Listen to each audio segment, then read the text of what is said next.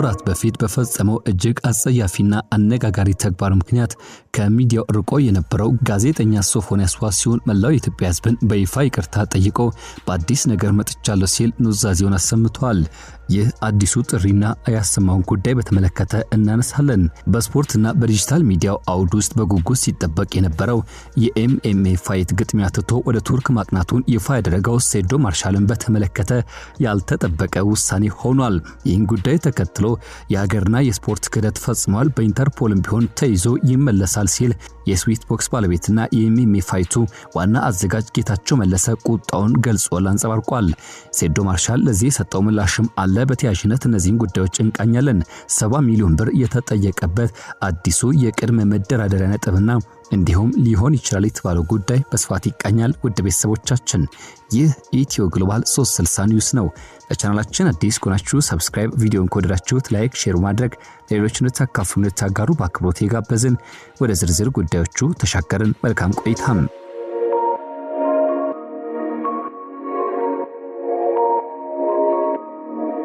በስፖርትና በዲጂታል ሚዲያው አውድ ውስጥ በጉጉት ሲጠበቅ የነበረው ሁለተኛው ዙር የኤምኤምኤ ግጥሚያ ባልታሰበና ባልተጠበቀ መልኩ መሰናክል አጋጥሞታል። ይህም ጉዳይ የዚህ ዋነኛ ትኩረት ስቦ የነበረውና በግጥሚያውም እንደሚካፈል ተስማምቶ ፊርማውን ያኖረው ሴዶ ማርሻል ሀገር ጥሎ ቱርክ ማቅናቱን የገለጸበትና እዚያ ሆኖ ቢሆን ያቀረበው የቅድመ መደራደሪያ ነጥብ አነጋጋሪ ሆኗል። ሴዶ ማርሻል 70 ሚሊዮን ብር ካልተከፈለኝ አልመለስም ብሏል። የማርሻል አርት ተወዳዳሪው ሴዶ ማርሻል ከቱርክ ሆኖ ቅድመ ሁኔታዎችን ያስቀመጠ ሲሆን እነዚህ ቅድመ ሁኔታዎችም ተቀባይነት ይኖራቸዋል ብሎ ማሰብ አዳጋች ሆኗል። በቅርቡ ሙያው የውድድር ስምምነት ወይም ደግሞ ፕሮፌሽናል ፋይት ኮንትራክት መፈረሙ የሚነገርለት የማርሻል አርት ተወዳዳሪው ሴዶ ማርሻል በአሁኑ ወቅት ከሀገር ውጪ መሆኑን ገልጾ ወደ ኢትዮጵያ ተመልሶ ለመወዳደር ከፍተኛ የገንዘብና የንብረት ጥያቄዎችን በቅድመ መደራደሪያነት አቅርቧል። ተወዳዳሪው በቱርክ አውሮፕላን ማረፊያ ሆኖ ባሰራጨው የተንቀሳቃሽ መልእክት ያለምንም በቂ ክፍያ በነፃ እንዲወዳደር ለቀረበለት ጥሪ ምላሽ እንደማይሰጥና በአደራዳሪዎች ላይ ከፍተኛ ቅሬታ እንዳለው በይፋ አስታውቋል።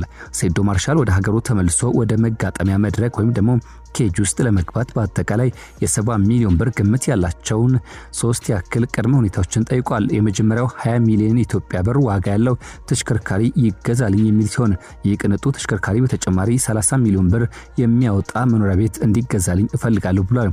በመጨረሻ ደግሞ 20 ሚሊዮን ብር በቀጥታ ወደ አካውንቴ ይግባልኝ፣ ይህ ከሆነ እወዳደራለሁ ብሏል። ታዲያ እነዚህ መስፈርቶች ተሟልተው አካውንቴ ላይ ከገቡ ብቻ መጥቼ እደባደብላቸዋለሁ፣ ካልሆነ ግን በነፃ የሚሆን ነገር የለም ያለው።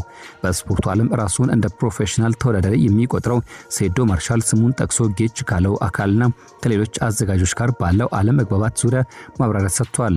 እሱም በነፃ በማወዳደር ሌሎች አካላት የገንዘብ ጥቅም ወይም ደግሞ ቢዝነስ ለማግኘት ማቀዳቸውን የገለጸው ስፖርተኛው ይህን አካሄድ እንደማይቀበለውና በአሁኑ ወቅትም በአውሮፓ ምድር ምቹ ዝግጅት ላይ እንደሚገኝ በኩራት ተናግሯል። ይህ ተወዳዳሪ ያልተጠበቀ መግለጫና ያስቀመጠው ከፍተኛ የገንዘብ ጥያቄ በቀጣይ ሊደረጉ በታቀዱ ውድድሮችና በአዘጋጅ ኮሚቴው ዘንድ ምን አይነት ምላሽ ሊያስከትል ይችላል የሚለው በጉጉት የተጠበቀ ባለበት ሰዓት ከሰዓታት በኋላ ጌታቸው መለሰ የውድድሩ ዋና አዘጋጅና የስዊት ቦክስ ኃላፊው የሀገርና የስፖርት ክህደት ፈጽሟል፣ በኢንተርፖልም ቢሆን እናስመልሷለን ሲል ዝቷል። የማርሻል አርት ተወዳዳሪው ሴዶ ማርሻል ወደ ቱርክ መኮብለሉና ለመመለስ 70 ሚሊዮን ብር ቅድመ ሁኔታ ማስቀመጡን ተከትሎ የውድድሩ አዘጋጅ ጌታቸው መለሰ ጠንከር ያለ ምላሽ ሰጠ ሲሆን ባሰራጨው ይፋይ ምላሽም የሴዶን ድርጊት የሀገርና የስፖርት ክህደት ሲል ነው የኮነነው። ሲያምርሽ ይቅር ጌችና የኢትዮጵያ ሕዝብ ሲያምራችሁ ይቅር በነፃ ልታለባልቡኝ ማለት ይሄው ዩሮፕ ገብቻለሁ፣ ይሄው ቱርክ ነው ያለሁት።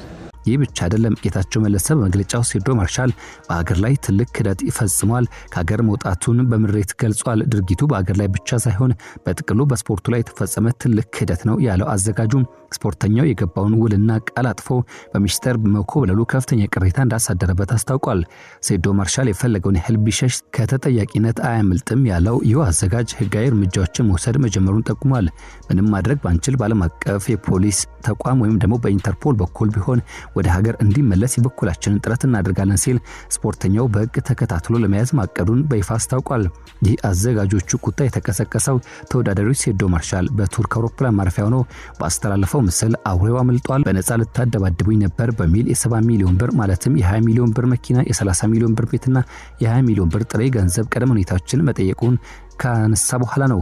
ይህ በሁለቱ ወገኖች መካከል የተፈጠረው ፍጥጫ ወይም ደግሞ የክደት ክስ በቀጣይ እንዴት ይቋጫል የሚለው አጠያቂ ሆኗል። በስፖርቱ ማህበረሰብ ዘንድም ይህን ጉዳይ መነቃቃት ሊፈጥር የሚችልበት እድል እንዳለም ይታሰባል። ከዚህ ጋር በተገናኘ ሌሎች ተያያዥ ጉዳዮችን ወደ እናንተ የምናደርስ ይሆናል። እንግዲህ እንዳያችሁት ነው ሴዶ የሀገር ክህደት ፈጽሟል፣ ኮብልሏል ከሀገር።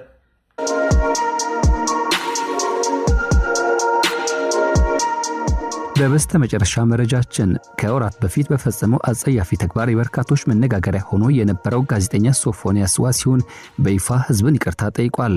በሰፊው መድረክ ኑዛዜን ተሰማላችሁ ሲል የተደመጠው ሶፎንያስ ከረጅም ጊዜያት መጥፋት በኋላ ሐሳቡን ያካፈለ ሲሆን ከዚህ ጋር በተገናኘ ይፋ ይቅርታ አንስቷል። ለረጅም ጊዜ ከሚዲያ ዓለም ርቆ የሰነበተው ጋዜጠኛ ሶፎንያስ ወደ ቤቱ መመለሱን አስመልክቶ በማህበራዊ ትስስር ገጹ ባስተላለፈው ልብን የሚነካ መልእክት የኢትዮጵያ ህዝብና እንደዚሁም ደግሞ አድናቂዎች ሲል የጠቀሳቸውን አካላት ይቅርታ ጠይቋል።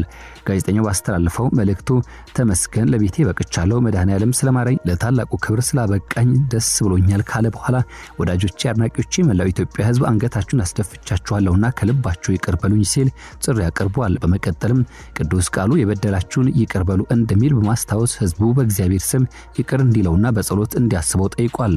ጋዜጠኛ ሶፎንያስ አክሎ እንደ እግዚአብሔር ፍቃድ በቅርቡ በሰፊው መድረክ ኑዛዜን ተሰማላችሁ ብዙ የምናገረው አለኝ ማለት ይፋዊ ማብራሪያ እንደሚሰጥ የገለጸ ሲሆን መልእክቱ አትፍረድ ይፈረድባል በሚል ከባድ ማሳሰቢያ ደምድሟል።